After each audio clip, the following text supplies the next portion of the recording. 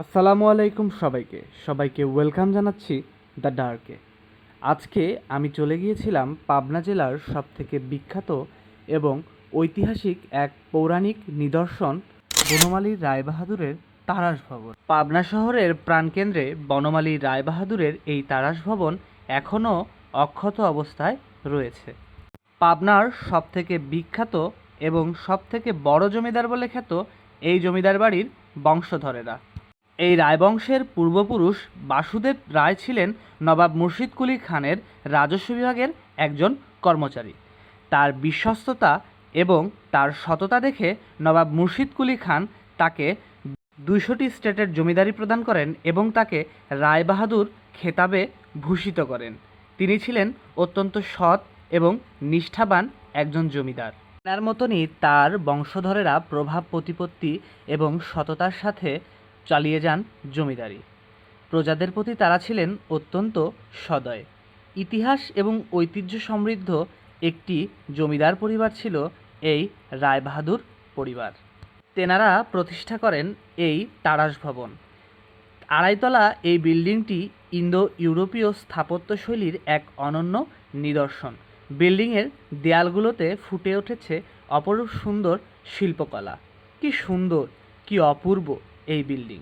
এই বিল্ডিংয়ের ভিতরে রয়েছে একটি দরবার হল, একটি বৈঠকখানা এবং কয়েকটি শয়নকক্ষ। অপূর্ব সুন্দর একটি বাড়ি।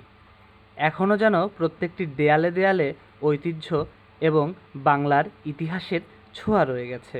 এই বাড়ির ভিতরেই রয়েছে একটি কক্ষ, যেই কক্ষটি সম্পূর্ণ তামা এবং অন্যান্য মূল্যবান ধাতু দিয়ে তৈরি।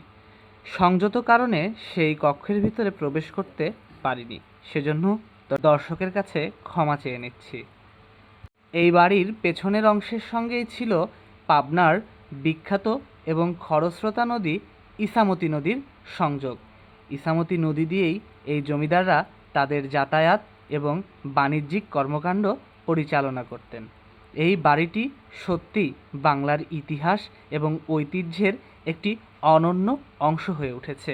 সেজন্যই বাংলাদেশের সংস্কৃতি মন্ত্রণালয় এবং পর্যটন মন্ত্রণালয় এই বাড়ির রক্ষণাবেক্ষণের দায়িত্ব নিয়েছে এবং সার্বক্ষণিক আনসার বাহিনী এবং এই বাড়ির যত্ন নেওয়ার জন্য লোকজন রয়েছে। ধন্যবাদ সবাইকে। আসসালামু আলাইকুম সবাইকে দ্য ডার্কে ওয়েলকাম জানাচ্ছি। দ্য ডার্ককে ফলো এবং লাইক দিয়ে পাশেই থাকবেন। আজকে আমি চলে এসেছিলাম পাবনা জেলার অত্যন্ত পৌরাণিক এবং ঐতিহাসিক একটি স্থাপনা তারাস ভবনে। এই তারাস ভবনের সবথেকে গুরুত্বপূর্ণ এবং থ্রিলার যে জায়গা, সেই জায়গাতে আজ আমি দাঁড়িয়ে আছি। আপনারা দেখতে পাচ্ছেন এখানে একটি ছোট্ট দরজা। যখন ব্রিটিশ আমলে জমিদারদের যখন তারা জমিদারি পরিচালনা করতেন, তখন তাদের ডাকাত এবং বহিঃশত্রু দ্বারা আক্রমণের সম্ভাবনা থাকতো।